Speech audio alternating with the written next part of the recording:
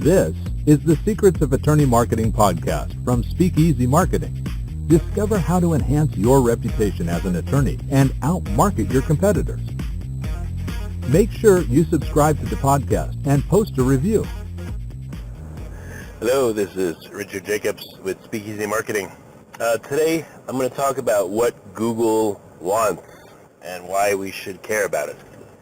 So first of all, I'm not a Google employee. I don't profess to secretly know what Google really wants. I just know what they state publicly, and I align our company and the work it does for attorneys with what Google publicly says it wants, and have never run into a problem. So the two seem to be working. The methodology seems to be working. So what does Google want, and why should you care? Well, first of all, you should care because Google is responsible for about 80% of all search queries.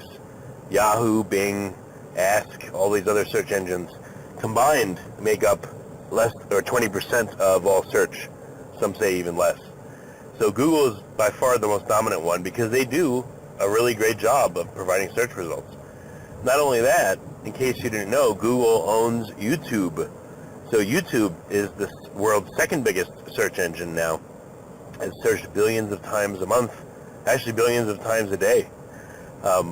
People search videos for all kinds of how-to information, how to get out of a DUI, how to file for divorce, how to write up a will that's unbreakable, those kinds of things. So people search YouTube quite a bit for legal information. So between these two, Google, like I said, is a dominant force on the internet. And as everyone has now come to see, people have smartphones in their hands wherever they go. They're playing Pokemon Go and walking off cliffs to their death, walking into traffic. There's even a term for them called smombies, smartphone zombies. Anyway, everyone's on the internet. A lot of marketing has shifted to the internet. Not all of it, but a lot. So these are the reasons why you should be paying attention as if he was Alan Greenspan or Bernanke, the Fed, to what Google, this persona, is saying online. All right, with all that being said, so what does Google want? What is it publicly saying? Well, before I can even answer that, I'm going to give you a unique insight. So what Google says it wants supports what it really wants. What it really wants is to provide a good user experience to its users. That's what it calls people that use its search, that watch YouTube, that use that use Gmail, all that stuff. This is Google's main theme. They want to have a good user experience. They want more business. They want people to say, man, their search engine is the best. Gmail is awesome. It filters spam. YouTube, I love it. I can watch anything I want, anytime I want. So that's what they want. They want people to be in love with their products. They want what they call a good user experience. Everything they do is geared towards that because that's how they make their $60 billion a year plus. So when you think about your website, your law firm, your online presence, and all that you do you want to go against Google and create a bad user experience for people by trying to game their system? Or do you want to go with Google and help Google do its job? Because guess what? If you scratch that gigantic back of Google with your little finger and your website, they're going to scratch your back, okay? With their gigantic, powerful brush, giving you many people coming to your website and calls and business. So that's how it goes. That's the game. So how do you help Google provide a good user experience? So here's some examples. Do not have duplicate articles on your website or on other websites. Duplicate means over 60 or 50% of the article is the same. Pieces plagiarized, copied word for word, that kind of thing. You don't want that on more than one location on the web because that hurts the user experience. It creates clutter. People can see the same stuff in different spots. They don't want that when they're doing a search. They want unique information. Number two is the information you put, don't stuff it with keywords. Don't say San Diego divorce lawyer San Diego. If you're facing divorce in San Diego, you need a San Diego divorce lawyer for your San Diego divorce case, divorce. Don't do that in your articles. Use natural speech, natural text, answer questions that people have, legal questions, that kind of thing. That's good content that's useful to people searching. You, as a Google user yourself, undoubtedly, You don't want to do a search and have the top 5 websites come up with garbage, do you? No. You don't want to have unreadable text that makes no sense to you and frustrates you, making you search again. No, you don't want that. You want that medium-sized pair of purple polka dot socks to come up immediately if that's what you're searching for, okay? You want an attorney that handles high net worth divorce, long-term marriage with kids and all that to come up immediately if that's what you're searching for, okay? You don't want garbage in your way. So help Google, help yourself, and answer many, many, many, many, many legal questions on your site with lots of great articles that speak in layman's terms, that, again, don't obfuscate and try to tell people, oh, just come into the office and we'll let you know. Sure, make your disclaimers, say every case is different, this is not legal advice, this does not create an attorney-client relationship. No problem, say all that, that's fine. That keeps you compliant. But give people information that they can use. And the funny thing is, what Google wants and what you should do and what clients actually like, thank God, happen to be the same thing. If you provide really good, useful information on your site and it's not duplicate, people will tend to look at that, read it, or at least skim it, watch a video on it, and then call you because you've given them an answer to their question. And now they have confidence in the answerer of that question, meaning you and your firm, and they're more likely to call you. I've seen this phenomenon many, many, many times. The more you tell, the more you sell. Remember that old adage? Well, it is true in law too. When I compare clients I've worked with that say, just come into the office, I can't tell you anymore until you come in, they tend to retain far less, they tend to get a lot more no-shows and lose out to competition and have price problems.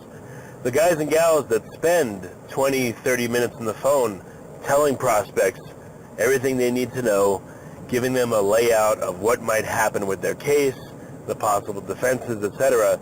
The people that do that, they tend to retain far more often, have very little price problems, and they tell me, wow, my website's really doing great and getting me a lot of business. So this is the division. Which side do you want to be on? So this is what you want to do, again, is have a lot of content, have it be useful, easy to read, and answer as many legal questions as possible. Here's another tip on how to make that a better process, okay? So what kind of legal questions should you answer besides everything? Because that could be a lot. Well, there's certainly ways to look online and find the top searched terms in your practice area and the top questions you get asked. Think about the top questions you get asked week in, week out, month in, month out by prospects. If 5 people a week are asking you about something, chances are 500 people a week have that problem, but just haven't connected with you and are searching the web for answers to that problem. So that's what you should start with and put on your website, is the most frequently asked questions. A couple reasons. First of all, so you can save your breath a little bit by having to answer this stuff 10,000 times over. And second of all, again, you're appealing to the largest number of people that have these valid legal questions. So that's what I would do. All right, here's a couple more things you can do to help position yourself and align yourself with Google's interests. Okay. Mobile search. I've seen it firsthand.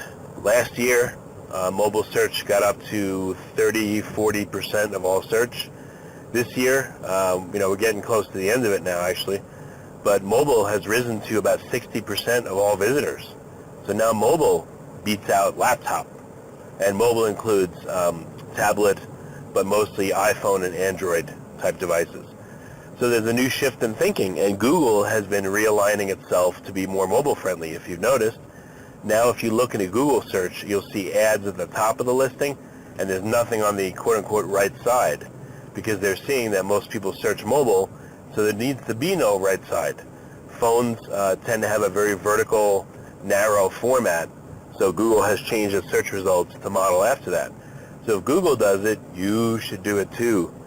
Last year, I think it was April 21st or 27th, Google publicly said your website has to be mobile friendly, otherwise you're going to get penalized and not rank as well. So when you look at your website and you look at how people will interact with it, look at it first on a smartphone and then look at it on a laptop, because it forces you in that small space to make difficult choices about what's above what what is the flow, what's the first thing people see, what shows up on the screen, what's off the screen.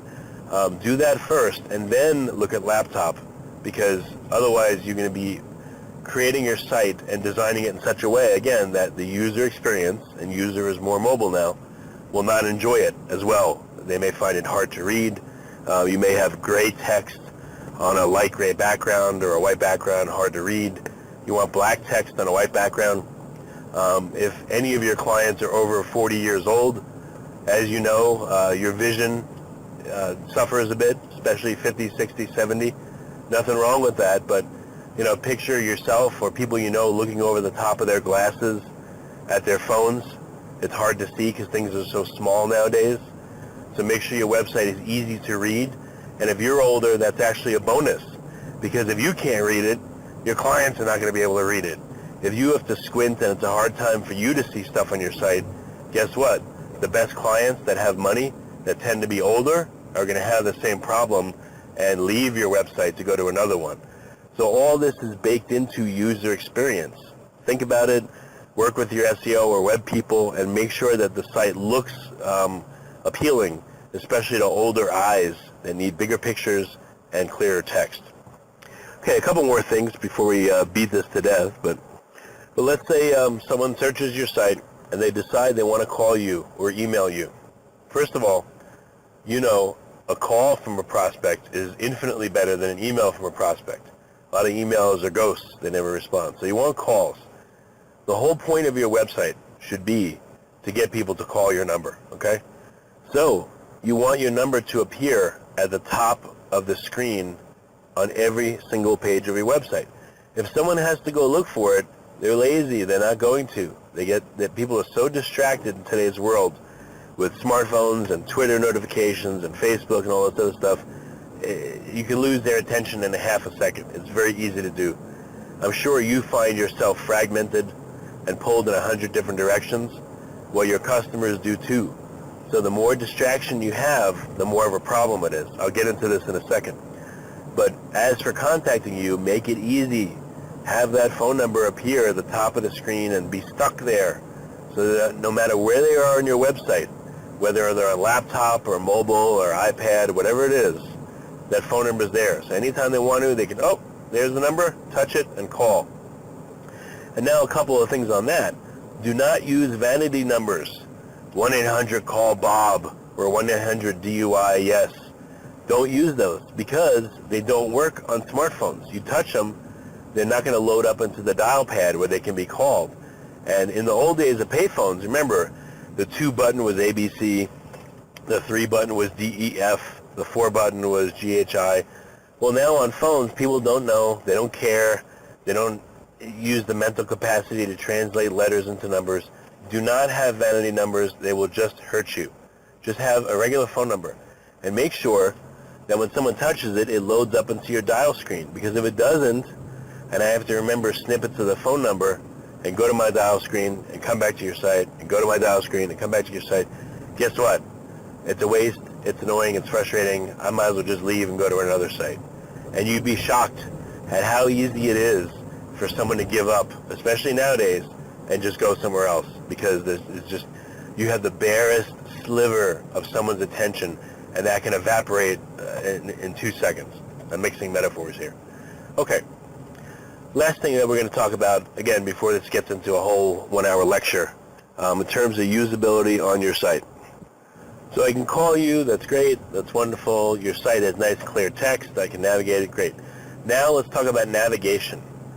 If I land on the wrong page of your site, or a page that doesn't tell me what I want to know, how easy is it for me to look, click a menu button, or see related articles to what I'm looking at, and click on those? Or is your navigation in such a way where I'm on an article, but I'm kind of trapped there, and I have nowhere to go? As I'm researching a particular legal topic, and I'm looking at answers to questions, I'm going to have ancillary questions, questions related to it. Let's say I'm facing a DUI, okay? I may have had a problem with the breath test, so I'm looking at that. Then I'm looking at driver's license suspensions. I have a question about that. Then I look at jail. I want to look at that. If I can't navigate to those other articles, or I'm stuck in the dead end of your site, guess what? I'm going to leave and go back to the web and search again somewhere else. So don't let people do that. Make sure that they can navigate easily and get around, and they're not stuck in any corners. And there's related articles based on what they see, so they can pick up on those. This is plenty to have covered. I'm actually going to do another one in this series. I'm going to talk specifically about link building, because this is such a hotly contested topic, and it definitely plays into usability and user experience. But for now, that's it. Hopefully these tips have helped you to align yourself with almighty Google and to profit from it instead of fighting it. This is Richard Jacobs with Speakeasy Marketing.